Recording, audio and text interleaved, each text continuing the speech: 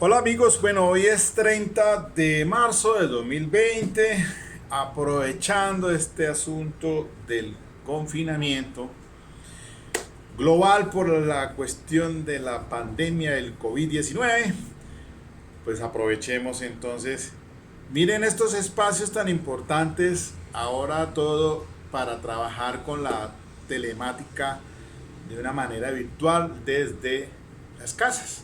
A propósito pues de las audiencias que en eso estamos verificando porque ya hay unos por ahí unos links para acceder a esas conferencias a través del Microsoft Teams o, o el Microsoft Drive. Pero vamos a mirar a ver de qué manera entonces se aplica eso aprovechando esta coyuntura. Voy a entrar a darle las respuestas paso a paso entonces, aprovechando este aislamiento, pues para habiendo revisado la jurisprudencia poco a poco, no voy a decir que toda, pero voy a coger básicamente una, que es la 51882 del 7 de marzo del 2018 de la doctora Patricia Salazar Cuellar. Para empezar entonces a evacuar esas preguntas, las 70 que le llamé yo el taller, para que miremos aspectos muy importantes, sirve de repaso, poco a poco. Esto es extenso.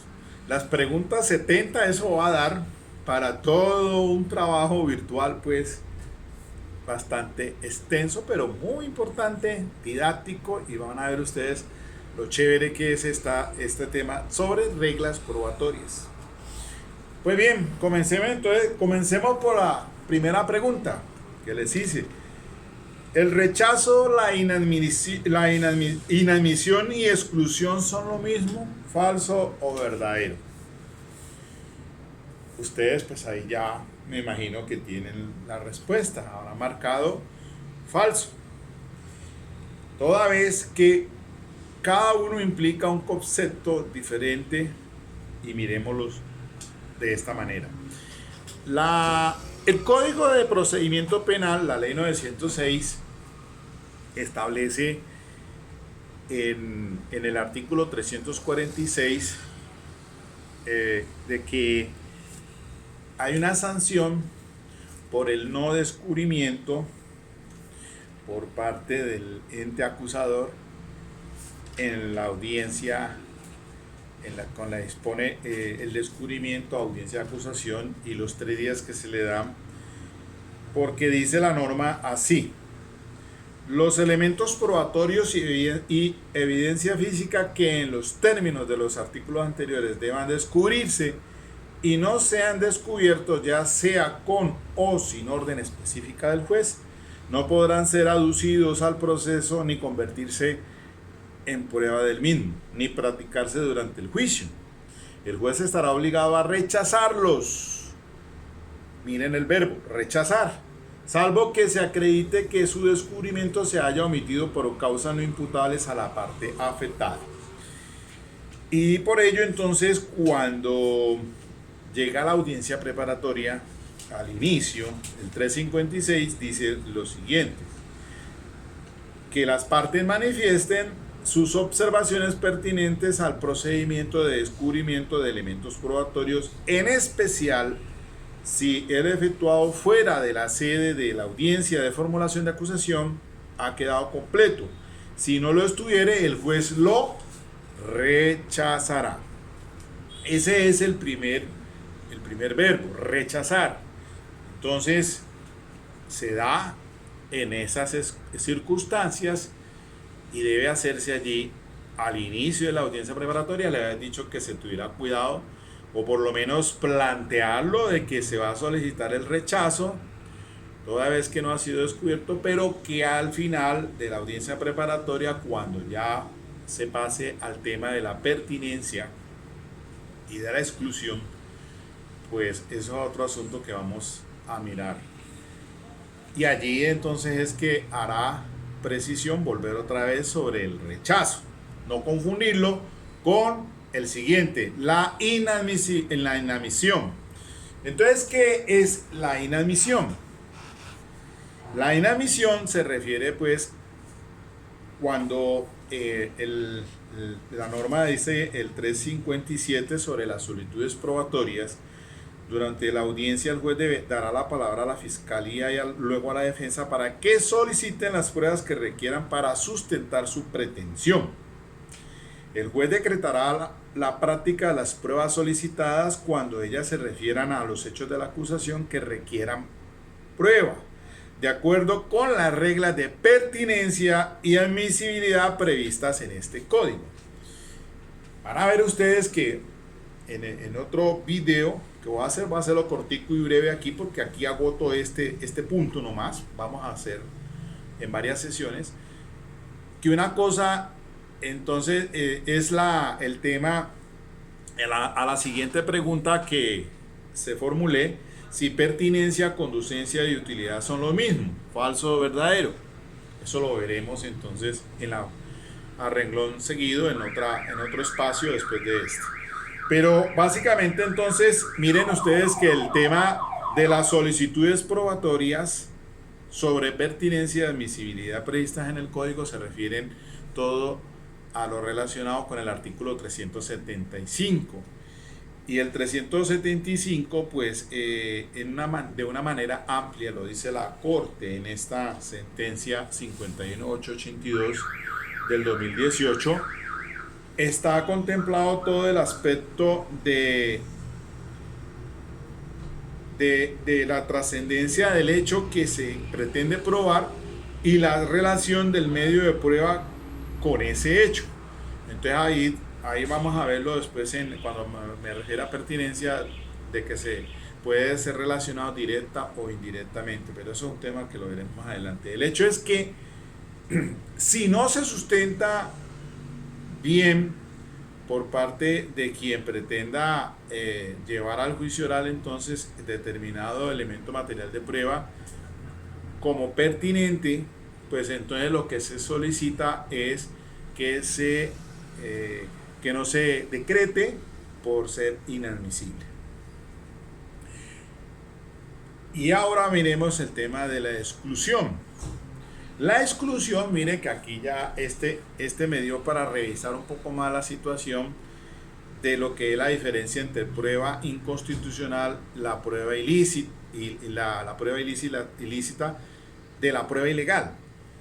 Entonces, cuando se refiere a la exclusión, ese es el momento en que cuando se hacen pues las solicitudes probatorias a renglón seguido, como dice la norma en el artículo, dice, después de la exhibición de los, bueno, dice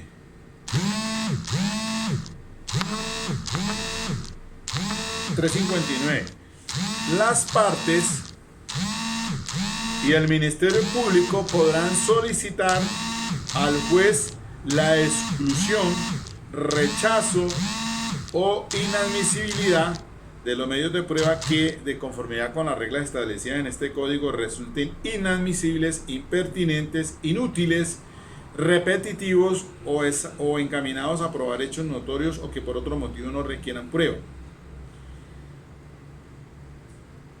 Y entonces al inciso final del 359 dice: cuando el juez excluya, rechace o inadmita una prueba, deberá motivar oralmente su decisión y contra esta proceden los recursos ordinarios.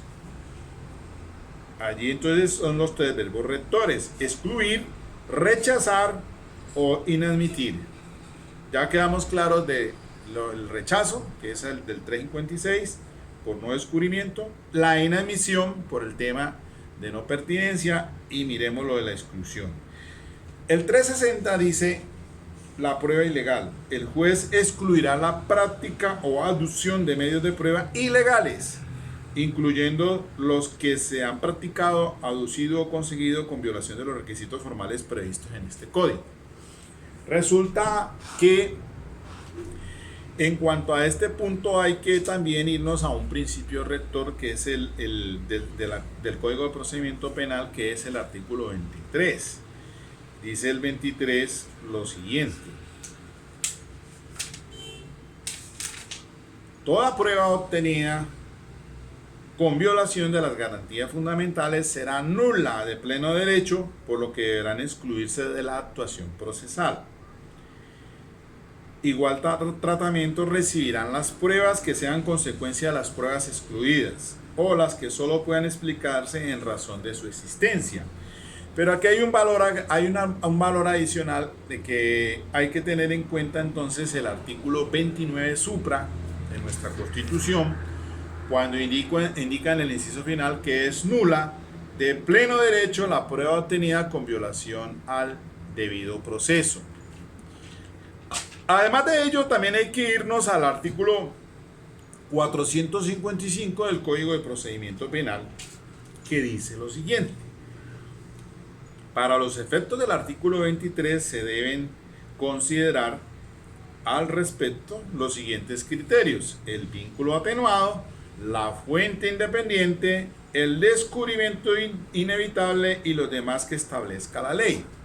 Resulta que ya de antaño la sentencia de unificación 159 del 2002, siendo magistrado ponente el doctor Manuel José Cepeda,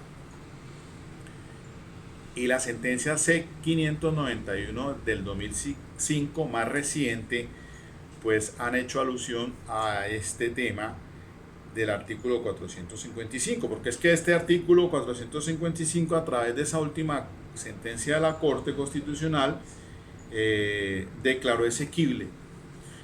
Y resulta de que en la sentencia de unificación 159 del 2002, el caso del MITI, que así se le conoce, por aquello de una conversación que les cogieron o les interceptaron a un ministro de ese entonces y aquí con el doctor más conocido como Mario Alfonso Escobar, de una cadena radial, y allí se generó entonces eso de esa sentencia de unificación muy importante, es que se la recomiendo porque allí hay una claridad sobre lo que es prueba inconstitucional, prueba ilícita y las pruebas ilegales. Diríamos que pues básicamente que la prueba inconstitucional o ilícita es aquella que va en contravía de los derechos fundamentales. Por eso es que entonces por ahí hay una pregunta también que la veremos después, que cuando se trate de exclusión pues hay que indicar cuál es la violación del derecho fundamental y su relación con ella. Y que como el artículo 360 dice, del Código de Procedimiento Penal pues indica sobre las garantías, el debido proceso, cuando las pruebas no son producidas, aducidas o incorporadas en la forma técnica que se indica en este Código de Procedimiento Penal, pues adolecen entonces de legalidad. Entonces miremos y otra vez el artículo 360, que dice así: el juez excluirá la práctica o aducción de medios de prueba ilegales, incluyendo los que se han practicado, aducido o conseguido con violación de los requisitos formales previstos en este código. Ahí habríamos por distinguir entonces de que esas serían pruebas ilegales, las que no cumplen con los requisitos procesales, pero que ya va más allá la prueba inconstitucional o ilícita, aquella que infringe o viola derechos fundamentales. Entonces el de la intimidad, el de la dignidad, etcétera, etcétera, etcétera. Y así hay una cantidad de aspectos importantes que pueden incidir en relación con esa legalidad de la prueba. Y también está el artículo 232, para terminar, que dice lo siguiente: cláusula de exclusión en materia de registros y allanamientos.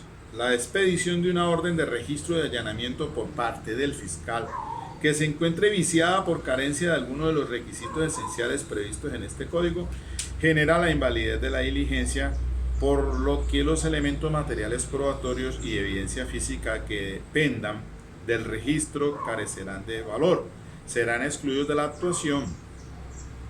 Hasta allí. Este artículo tuvo pues una incidencia a través de dice aquí, se declaró inexequible con la sentencia C591 del 2005 la expresión directa y exclusivamente, entre comillas.